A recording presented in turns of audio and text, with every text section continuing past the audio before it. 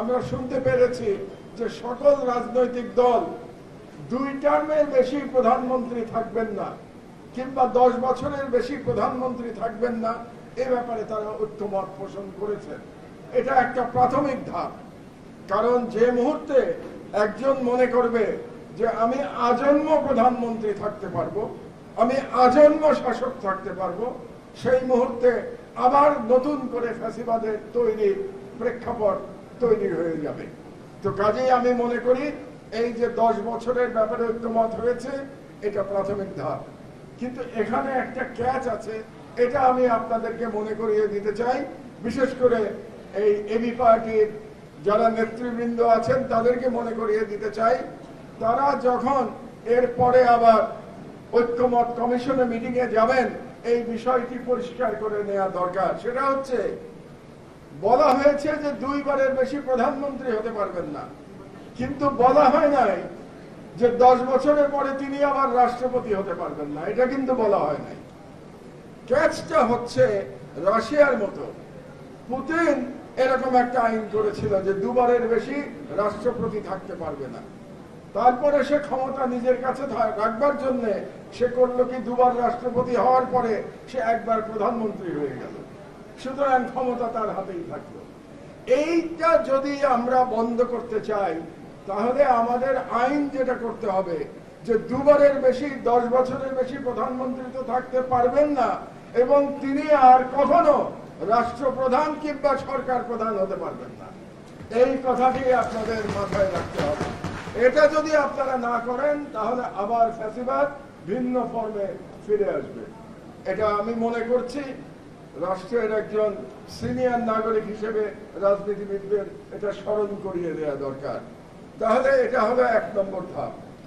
2 নম্বর, আর যেন কোনোদিন বাংলাদেশে ভারতীয় হেজেমনি, ভারতীয় আধিপত্যবাদ কোন ফর্মে ফিরে আসতে না পারে, তার ব্যবস্থা আমাদেরকে করতে হবে। কারণ পূর্বে যে ফ্যাসিবাদ এখানে ছিল, সেই ফ্যাসিবাদ তৈরি হতে পেরেছিল কারণ দিল্লি থেকে তাকে ব্ল্যাঙ্ক চেক দেওয়া হয়েছিল।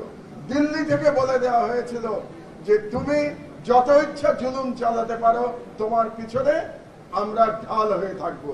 যেরকম জুলুম আজকে এই মুহূর্তে জায়নিস্ট ইসরায়েল প্যালেস্টাইনের উপরে চালাচ্ছে, গাজার উপরে চালাচ্ছে, তারা কেন চালাতে পারছে?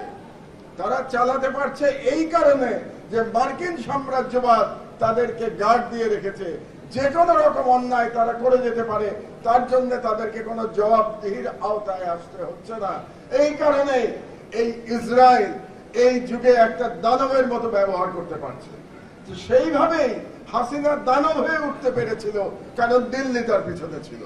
কাজে হাসিনার দানব হয়ে ওঠার পেছনে দিল্লির ভূমিকা আমরা ভুলে যেতে পারি না। কাজেই আমাদেরকে ঐক্যবদ্ধ হতে হবে, একটা ঐক্যমতে আসতে হবে। আর কখনো দিল্লি কেন, কোন বিদেশি শক্তি যেন বাংলাদেশের অভ্যন্তরীণ রাজনীতিতে এভাবে প্রভাব সৃষ্টি না করতে পারে, সেই ব্যাপারে একটা ন্যাশনাল চার্টার হওয়া প্রয়োজন বলে আমি মনে করি। এটা হলো দ্বিতীয়। তৃতীয় হলো, বাংলাদেশে যেন আর কখনো এই 15 বছরের ফ্যাসিবাদী আমলের তুলনায় মতো করে বাংলাদেশের সম্পদ লুটপাট না হয়। আপনারা দেখেছেন কিভাবে রাষ্ট্রীয় সম্পদ লুটপাট করা হয়েছে। আজকেও আমার দেশ পত্রিকায় একটা লিড নিউজ আছে যে রিজার্ভ চুরির 5 ক্রিমিনাল, একটা নিউজ ছাপা হয়েছে আজকে। আপনাদের তো রিজার্ভ চুরির কথা নিশ্চয়ই মনে আছে। তো এরকম রিজার্ভ চুরির মতো করে আরো লক্ষ লক্ষ কোটি টাকা, লক্ষ কোটি টাকা, লাখ বলছি না, লাখ কোটি টাকা এরকম দুর্নীতি করা হয়েছে হাসিনার 15 বছরে। কাজে আমাদের এমন একটি রাষ্ট্রীয় কাঠামো, একটি আইন, একটি সিস্টেম করতে হবে যাতে করে এভাবে রাষ্ট্রীয় সম্পদ লুটপাট না হতে পারে। এটা হলো আমার 3 নম্বর প্রত্যাশা। আর 4 নম্বর প্রত্যাশা হচ্ছে, এই আন্দোলন কি হিসাবে শুরু হয়েছিল আপনাদের নিশ্চয়ই মনে আছে। সেটা আমরা ভুলে যেতে শুরু করেছি, কিন্তু আমি আবার আমাদের ফুয়াদের মতো করে মনে করিয়ে দিচ্ছি, বৈষম্য বিরোধী আন্দোলন থেকে শুরু করে এটা শেষ পর্যন্ত ফ্যাসিবাদ বিরোধী আন্দোলনে রূপ নিয়েছিল। এখন বৈষম্য বিরোধী আন্দোলন বলতে আমরা কি বুঝি? এটা একটু বোঝা দরকার।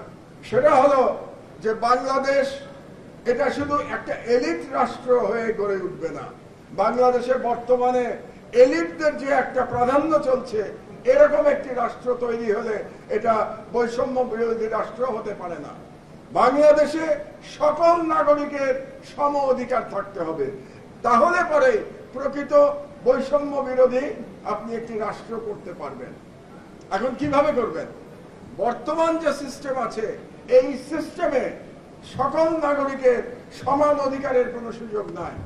এই জন্য আমার একটি প্রস্তাব আছে, আবারও রাজনীতিবিদদের কাছে আমি এই প্রস্তাব দিয়ে দিচ্ছি। একজন সম্পাদক এবং একজন পলিটিক্যাল অ্যানালিস্ট হিসেবে আমি এই প্রস্তাব করছি আজকে এবি পার্টির মাধ্যমে সকল রাজনৈতিক দলের প্রতি। সেটা হলো আমাদের একটি ন্যাশনাল অম্বুডসম্যানের একটি পদ তৈরি করতে হবে। ন্যাশনাল অম্বুডসম্যানের পদটি হবে, আমার ধারণা, আপনারা আমার সাথে একমত নাও হতে পারেন, পদটি হবে প্রধানমন্ত্রীর র্যাঙ্ক অ্যান্ড স্ট্যাটাসের একটি পদ, কিন্তু তার কোনো এক্সিকিউটিভ ক্ষমতা থাকবে না। কারণ ক্ষমতার বিকেন্দ্রীকরণ হলে রাষ্ট্র পরিচালনা করা যাবে না। তাহলে অম্বুডসম্যানের কাজটা কি হবে? তার কাজটা হবে নৈতিক বল। নৈতিক বলই হবে তার একমাত্র কাজ। অর্থাৎ যে নাগরিক তিনি রাষ্ট্র দ্বারা অত্যাচারিত হবেন কিংবা যিনি ন্যায় বিচার পাবেন না, তিনি ন্যাশনাল অম্বুডসম্যানের কাছে তার নালিশটা জানাতে পারবেন। ন্যাশনাল অম্বুডসম্যান তার নালিশটা নিয়ে তিনি জাতিকে জানাতে পারবেন যে অমুক ব্যক্তি রাষ্ট্র দ্বারা নির্যাতিত হয়েছে, রাষ্ট্র তাকে তার ন্যায্য অধিকার দেয় নাই, নাগরিক হিসাবে তার যে অধিকার এটা দেয় নাই। তাহলে তিনি কোনো এটার বিচার করতে পারবেন না, কিন্তু তিনি পুরো রাষ্ট্রের কাছে একটা মরাল পজিশন নিয়ে আসতে পারবেন। এবং এই মরাল পজিশনটা থাকলে পরে যারা এক্সিকিউটিভে থাকবেন তাদের উপরে একটা চাপ তৈরি হবে। এই জন্য আমি মনে করি বৈষম্য বিরোধী রাষ্ট্র যদি প্রকৃতই আমাদেরকে করতে হয়, তাহলে ন্যাশনাল অম্বুডসম্যানের একটি পদ করতে হবে। এটা আমার তরফ থেকে আপনাদের কাছে প্রস্তাব। যদি প্রকৃত সংস্কার করতে চান তাহলে এই কাজগুলো করা দরকার। এখানে কে ক্ষমতায় যাবে, এটা কি পিআর পদ্ধতিতে হবে নাকি সরাসরি ভোটে হবে, এগুলো সব তাত্ত্বিক প্রশ্ন, টেকনিক্যাল প্রশ্ন। আসল কথা হচ্ছে যে আমাদের নিজেদের স্থির করতে হবে যে আমরা আমাদের যে বৈষম্য বিরোধী রাষ্ট্রের যে স্বপ্ন দেখে নাজমুল কাজীরা শহীদ হয়েছেন, সেই বৈষম্য বিরোধী রাষ্ট্রটা আমরা কিভাবে নির্মাণ করতে চাই। কাজে আমার কিছু ধারণা আজকে এই সুযোগে আপনাদেরকে দিয়ে আমি মনে করি এটা নিয়ে বিতর্ক হতে পারে। আমাদের নির্বাচনের এখনো সময় আছে, ঘোষিত সময় হচ্ছে ফেব্রুয়ারি মাস, কাজে এখনো 7 মাস সময় আছে। কাজে যে প্রস্তাবগুলো আমি দিলাম এই 7 মাসের মধ্যে হয়তোবা রাজনীতিবিদরা এগুলোকে যুক্তিযুক্ত মনে করলে তারা একটা সিদ্ধান্তে আসতে পারেন এবং দরকার হলে জনগণের কাছ থেকেও তারা মতামত নিতে পারেন এই প্রস্তাবগুলো গ্রহণযোগ্য কিনা। আমার বক্তব্য আমি দীর্ঘায়িত করব না, কারণ সভাপতির বক্তব্য আমি শুনতে চাচ্ছি। শুধু একটা কথা বলে আমি শেষ করব, একটা নালিশ করে শেষ করব বর্তমান সরকারের বিরুদ্ধে, ইউনূস সরকারের বিরুদ্ধে। প্রফেসর ইউনূস সরকার ক্ষমতায় এসছেন নাজমুলদের মতো মানুষের জীবন দানের বিনিময়ে তারা ক্ষমতায় এসছেন, তাদের শহীদদের রক্তের উপরে তারা ক্ষমতায় এসছেন। কিন্তু তারা এখন পর্যন্ত জুলাই সনদ প্রক্লেমেশন করতে পারেন নাই। এটা প্রমাণ করে যে তারা শহীদদের প্রকৃতভাবে তারা মূল্যায়ন করছেন না। কারণ যে বিপ্লবের মাধ্যমে তারা ক্ষমতায় আসছেন, আজকে পর্যন্ত সেই বিপ্লবের একটি প্রক্লেমেশন না করতে পারার থেকে বড় ব্যর্থতা আর কিছু হতে পারে না। কাজে আমি আশা করব যে 5ই আগস্টের আগে তারা এই প্রক্লেমেশনটা জাতিকে জানাবেন এই ব্যাপারে, এবং এটা যদি করতে না পারেন তাহলে যত ভালো কাজই এই সরকার করুক না কেন এই ব্যর্থতার দায় প্রফেসর ইউনূসকে নিতে হবে। আমার বক্তব্য আর আমি দীর্ঘায়িত করব না। ইনশাআল্লাহ আমি আশা করব যে আবারও যদি কোনোদিন বাংলাদেশে কোন ফ্যাসিস্ট মাথা উঁচু করে উঠার চেষ্টা করে, তাহলে আমরা সকলে রাজপথে নেমে সেই ফ্যাসিস্টের মোকাবেলা করব ইনশাআল্লাহ। আমি আশাবাদী এই কারণে যে দেশের তরুণরা জীবন দিতে জানে সেই দেশে, সেই রাষ্ট্রকে, সেই রাষ্ট্রে কোন ফ্যাসিবাদ দীর্ঘস্থায়ী হতে পারে না। হাসিনার পতনের মাধ্যমে এটা প্রমাণিত হয়েছে। কাজেই বাংলাদেশের মানুষ জীবন দিতে শিখে গেছে, বাংলাদেশের তরুণ রাস্তায় নামতে শিখে গেছে জালিমের বিরুদ্ধে।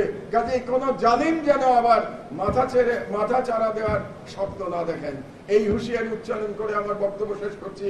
আল্লাহ হাফেজ। বাংলাদেশ জিন্দাবাদ।